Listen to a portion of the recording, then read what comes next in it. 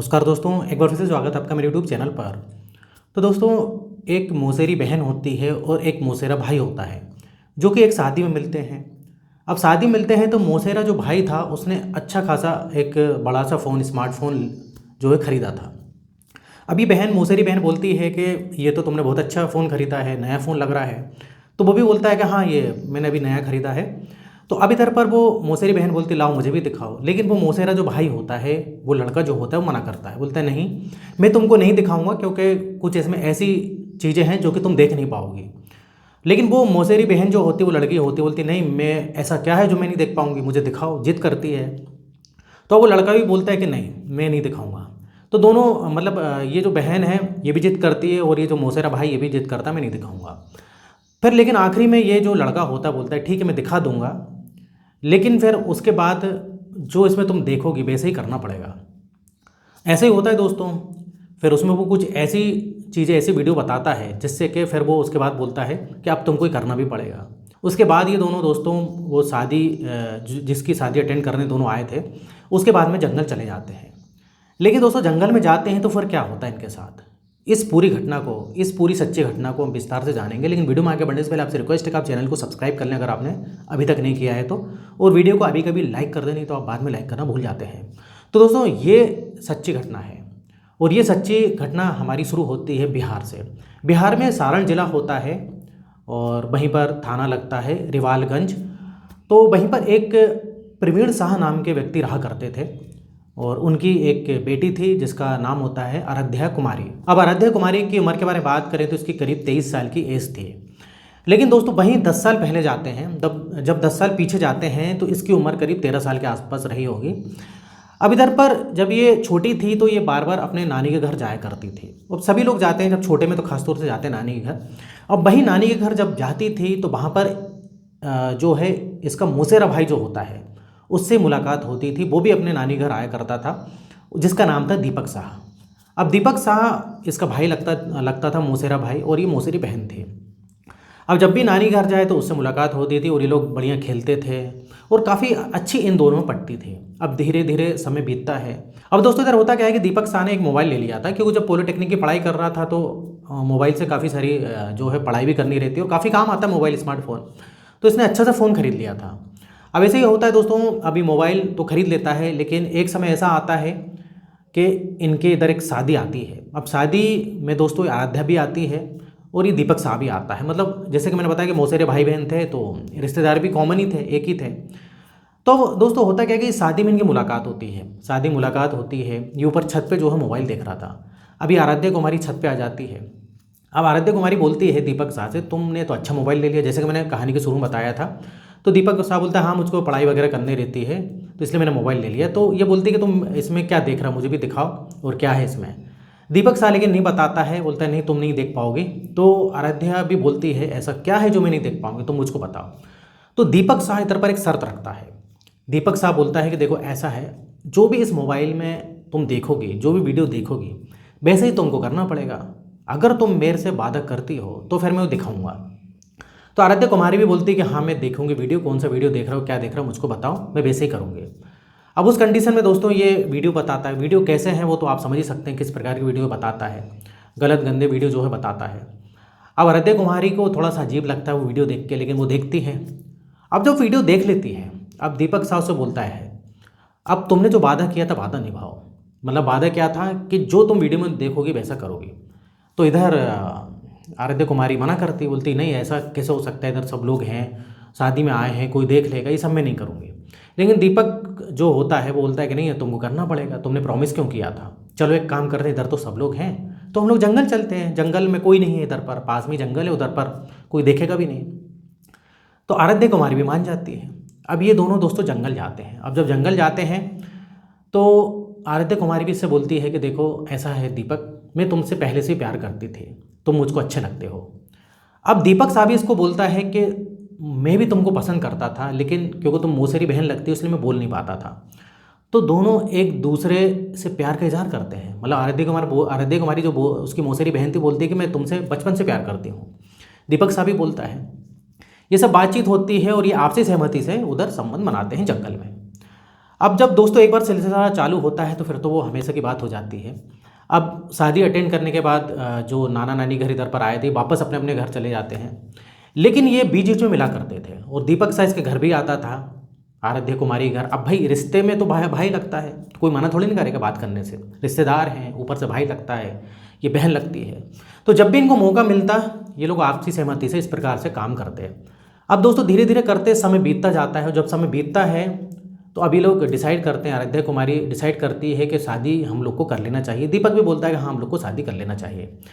तो अभी सोचते हैं कैसे करें क्या ना करें, तो ये सबसे पहले घर में बताते हैं, आराध्या कुमारी घर में बताती है।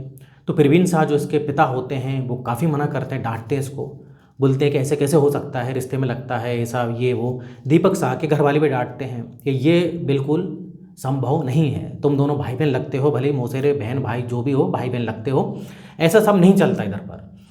तो ये साफ साफ मना कर देते हैं। लेकिन आराध्या कुमारी काफ़ी लड़ती है क्योंकि आराध्या कुमारी पागल हो गई थी दीपक शाह के प्यार में, अपने घर वालों से काफ़ी लड़ते हैं। तो प्रवीण शाह बोलता है देखो अगर ऐसा है तो तुम मेरा ये घर छोड़ देना, अगर तुम शादी करोगे तो इस घर में रहने की ज़रूरत नहीं है। अब दोस्तों ऐसे ही होता है, ये आराध्या कुमारी घर छोड़ देती है और घर छोड़ने के बाद ये बिहार में एक छपरा जगह होती है, वहाँ पर एक किराए का कमरा लेती है और वहीं पर एक स्कूल में नौकरी करने लगती है, पढ़ाने लगती है। अब वहीं पर स्कूल में रह के पढ़ाने लगती, मतलब ये अलग हो गई थी। अब जब स्कूल में पढ़ाने लगती है तो ये दोस्तों जो दीपक शाह है ये उससे मिलने आया करता था, मतलब एक प्रकार से लिव इन रिलेशनशिप में रहने लगते हैं। और अब ये दीपक शाह भी नौकरी करने लगा था, इसने इंजीनियरिंग वगैरह ये जो भी थी इसकी पॉलिटेक्निक कंप्लीट होने के बाद ये भी नौकरी करने लगा था, लेकिन ये बाहर नौकरी करता था। अब इस प्रकार से मिलते रहते थे, लिव इन में रहने लगते हैं। तो इधर आराध्या बोलते हैं कि हमको शादी कर लेना चाहिए, दीपक भी बोलता है कि हाँ हमको शादी कर लेना चाहिए। तो 2026 आ जाता है और 2026 आ जाता है, 13 मार्च 2026 को ये लोग शादी कर लेते हैं। अब 13 मार्च 2026 को शादी कर लेते हैं और इधर पर ये मतलब आया जाया करता था क्योंकि दीपक शाह जो है बाहर नौकरी करता था, तो इधर मिलते जुलते रहता था। अब बढ़िया से सब कुछ चल रहा था। अब धीरे धीरे दोस्तों दिन आता है 12 अप्रैल का। 12 अप्रैल 2026 को दीपक कुमार देखता है कि रूम पर ये जो आराध्य नहीं है, फ़ोन लगाता है, फ़ोन ही बन जाता है।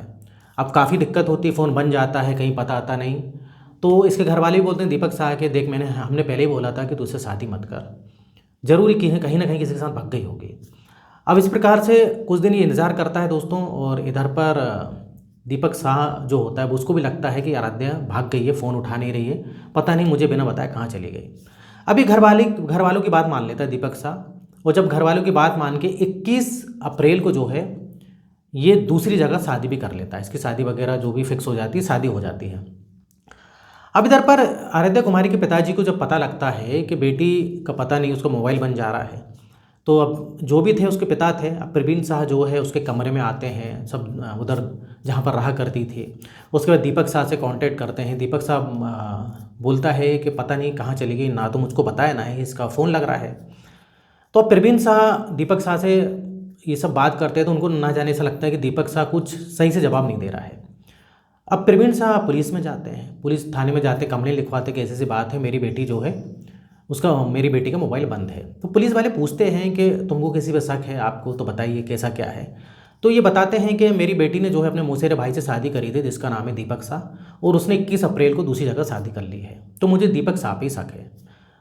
अब पुलिस करती क्या है दोस्तों, दीपक शाह को शक के बिना पर और उसके जो लड़के के जो पिता थे प्रवीण शाह के बिना पर, मतलब जो प्रवीण शाह ने जो बताया उनके शक के आधार पर उसको थाने लाते हैं। अब थाने लाते हैं तो उससे अच्छे से पूछताछ करते हैं। तो इधर दीपक जो है सही से जवाब नहीं देता है, घुमा फिरा के कभी कुछ बोलता है कभी कुछ बोलता है। तो पुलिस जब सख्ती से पेश आती है तो दीपक शाह जो उनको एक कहानी बताता है। दीपक शाह बोलता है कि जब मैंने इससे शादी करी थी तो मेरे घर वाले बोलते हैं, और मेरे घर वाले के अलावा कुछ रिश्तेदार बोलते हैं कि ये लड़की तेरे लायक नहीं है, तू इसको छोड़ दे, हम तेरी अच्छी जगह शादी करा देंगे और तुझको हम पैसे भी देंगे, जो चाहिए तुझको वो देंगे, लेकिन तू इस लड़की को छोड़ दे, तेरा इसके साथ रिश्ता नहीं जम सकता।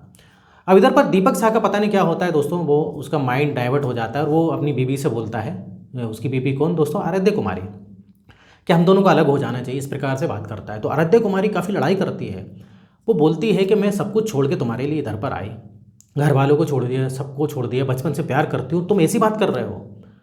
तो इधर इन दोनों के बीच कुछ वाद विवाद होता है दोस्तों। अब वाद विवाद होता है तो करीब रात के 11 बजे सो जाते हैं। सोने के बाद इसको काफ़ी गुस्सा आता है दीपक शाह को, और सोते हुए ही जो है उसका घर दबा देता है। गला दबाता है जब तक कि मर नहीं जाती, और गला दबाने के बाद, मरने के बाद दोस्तों, ये उसकी लाश को एक बोरी में डालता है। अब बोरी में जब उसकी लाश को डालता है और वहीं पर पास में एक सुनसान इलाका होता है, एक जंगल होता है, वहाँ पर फेंक देता है। वहाँ पर फेंकने के बाद ये अपने घर आ जाता है और जैसे कि उन्होंने बताया कि शादी कर लेता है। इस प्रकार से जब पुलिस जाती है उस जगह पर तो उसकी लाश को बरामद करती है, जो कि बहुत बुरी हालत में थी। लाश मिल जाती है और इधर दीपक शाह को जो है अरेस्ट कर लिया जाता है। तो ये था दोस्तों मामला पूरा, और ये सच्ची घटना है दोस्तों। आप चाहें तो इसको इंटरनेट पे भी सर्च कर सकते हो।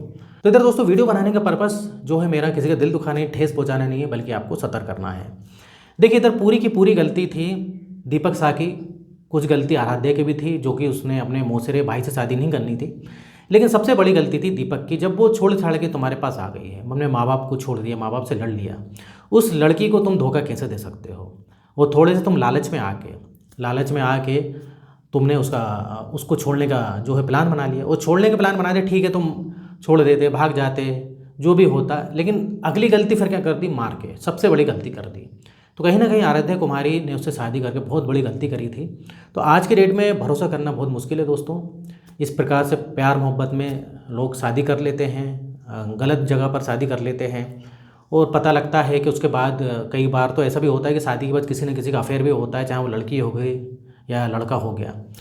तो ये था दोस्तों पूरा मामला। इधर वीडियो खत्म होता है। वीडियो पसंद है वीडियो को लाइक करिए। इस टाइप से वीडियो मैं बनाते रहता हूँ। अगर आपने अभी तक चैनल को सब्सक्राइब नहीं किया है तो चैनल को सब्सक्राइब कर लें। तो फिर मिलेंगे नेक्स्ट वीडियो में, और यहाँ तक वीडियो देखने के लिए, बने रहने के लिए आपका बहुत बहुत धन्यवाद।